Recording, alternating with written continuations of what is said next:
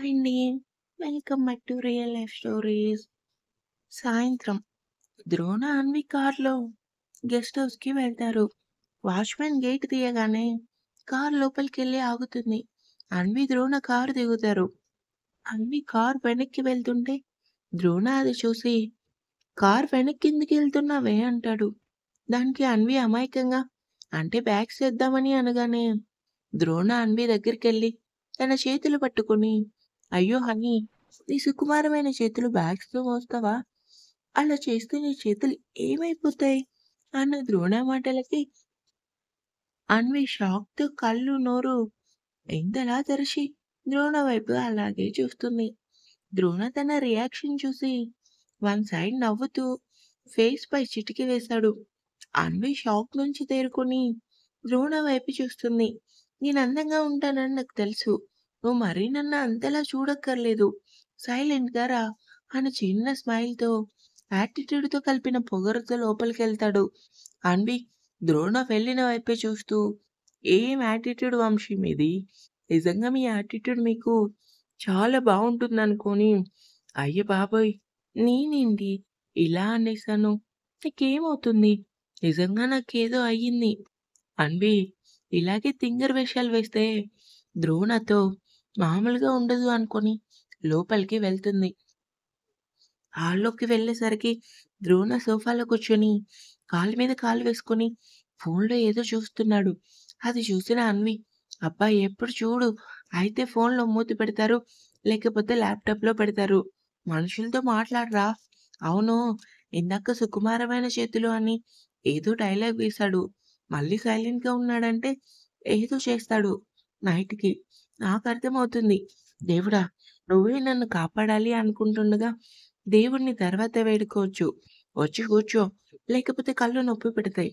అసలే నైట్ కష్టపడాలి" అనగానే అన్వి షాక్ అవుతుంది. వీడేంటి నైటు కష్టపడాలి అంటున్నాడు. కొంపదీసి ఫస్ట్ ఎయిడ్ చేసుకుంటాడా? అనుకుంటుండగా, "ఏంటి ఇంకా అలాగే నించున్నావు?" అని సీరియస్‌గా చూడగానే అన్వి దెబ్బకి వెళ్లి సైలెంట్‌గా కూర్చుంటుంది. సర్వెంట్ వచ్చి కాఫీ, స్నాక్స్ తీసుకురావడంతో అవి తీసుకొని తింటారు. ఇంతలో అన్వికి కాలొస్తుంది.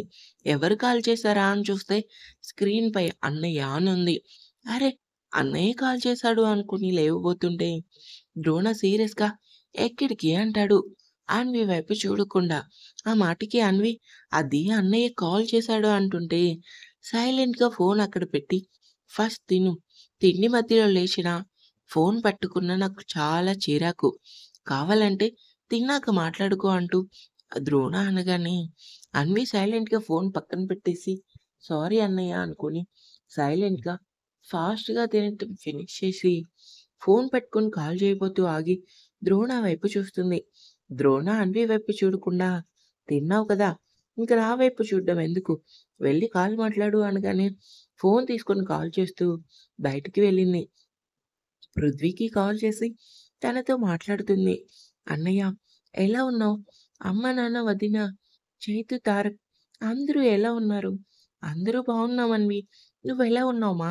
"నేను బాగున్నానన్నయ్య." పృథ్వీ ఏదో మాట్లాడబోతుంటే అతిథి ఫోన్ లాక్కొని, "అన్వి ఎలా ఉన్నావు? ఏం చేస్తున్నావు?" "నేను బాగున్నా వదినా. ఇప్పుడే స్నాక్స్ తిన్నాను. ద్రోణ బానే చూసుకుంటున్నాడా?" అని అతిథి అనగానే అన్వికి నైట్ జరిగిన సంఘటన గుర్తొచ్చి, "ఆ! వదిన బాగా చూసుకుంటున్నాడు" అంటుంది. కళ్ళలో సన్నగా నీళ్ళు తిరగగా. తర్వాత అందరితో మాట్లాడుతుంది. "అవును, తారక్ లేడా? నాతో మాట్లాడట్లేదు" అనగానే, "ఇంకా రాలేదురా. బ్రాంచ్ కొత్తగా కట్టారు కదా! సో, లేట్‌గా వస్తున్నాడు" అని జగదీష్ గారు చెప్తారు. అలా అలా మాట్లాడుతూ గార్డెన్‌లోకి వెళ్ళి చైర్‌లో కూర్చుంటుంది. అలా కొద్దిసేపు మాట్లాడి కట్ చేసి చుట్టూ చూసేసరికి పచ్చని చెట్లు తన శరీరాన్ని తాకే చల్లని గాలి మనసుకి ఎంతో హాయినిస్తుంది. కొద్దిసేపు అలాగే కూర్చొని లోపలికెళ్తుంది. సోఫాలో చూసేసరికి ద్రోణ కనిపించడు. వంశీ ఎక్కడికి వెళ్లారు అనుకొని సర్వెంట్‌ని అడుగుతుంది. సర్వెంట్ సార్ రూమ్‌లోకి వెళ్లారు అని చెప్పేసరికి అక్కడికి వెళ్తుంది. రూమ్ డోర్ ఓపెన్ చేయడానికి చెయ్యి పెట్టబోతుంటే ద్రోణ డోర్ ఓపెన్ చేసి అన్వి వైపు చూస్తాడు. అన్వి ద్రోణం చూసి తల కిందికి దించేస్తుంది. కాల్ మాట్లాడడం అయిపోయిందా?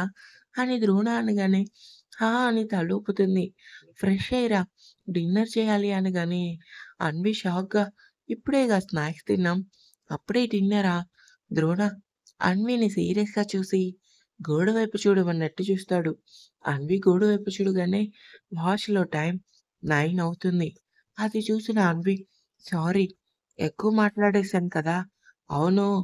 4 అవర్స్ మాట్లాడావు అని ద్రోణ అంటాడు. అన్వి నువ్వు నాకంటే గ్రేట్ తెలుసా? నేను అను అక్కతో జస్ట్ 1 అవర్ లేదా 1 ½ అవర్ మాట్లాడతా. కానీ నువ్వు ఏకంగా 4 అవర్స్ మాట్లాడుతున్నావు. సారీ అండి. చూసుకోలేదు అనగానే, సరే ఇప్పుడు ఎక్స్‌క్యూజ్ చేస్తున్నా. త్వరగా ఫ్రెష్ అయ్యి వచ్చి నాకు వడ్డించు అని కిందకి వెళ్ళిపోతాడు. అన్వి రూమ్‌లోకి వెళ్ళేసరికి అక్కడ రూమ్ మొత్తం ఫస్ట్ నైట్ రూమ్‌లా ఉంటుంది. అప్పుడు అర్థమవుతుంది అన్వికి వాళ్ళనక్కడికి ఎందుకు పంపించారో. సైలెంట్‌గా వెళ్ళి ఫ్రెష్ అయ్యి బేబీ పింక్ కలర్ సారీ కట్టుకొని సింపుల్‌గా రెడీ అయ్యి కిందకి వెళ్తుంది. ద్రోణ డైనింగ్ టేబుల్ దగ్గర కూర్చొని కనిపించేసరికి తన వైపే ప్రేమగా చూస్తుంది. మళ్ళీ అప్పుడే తేరుకొని ఈయనకి నేను ఎలా చూసినా తెలిసిపోతుంది అనుకోని అక్కడికి వెళ్తుంది. ద్రోణ అన్వి వైపు వడ్డించమన్నట్టుగా చూస్తాడు. అన్వి వడ్డించి సైలెంట్‌గా అక్కడే నించుంటుంది. ద్రోణ సైలెంట్‌గా తినేసి నువ్వు కూడా తిని అనగానే నాకు ఆకలిగా లేదు అంటుంది. దానికి ద్రోణ సీరియస్‌గా ఏంటి ఆకలిగా లేదా? మర్యాదగా తిను. లేకపోతే పనిష్మెంట్ ఇవ్వాల్సుంటుంది. అయినా ఇస్తే గిస్తే నేను పనిష్మెంట్ ఇవ్వాలి కానీ, నిన్ను నువ్వు కడుపు మార్చుకోవటం ఏంటి? నీకొక విషయం చెప్తాను గుర్తుపెట్టుకో. నీ మీద అన్ని రైట్స్ నాకున్నాయి. నీ మీద నీకు కూడా రైట్స్ లేవు. అన్ని రైట్స్ నావే. అండర్‌స్టాండ్? అని తినేసి రూమ్‌కి రా.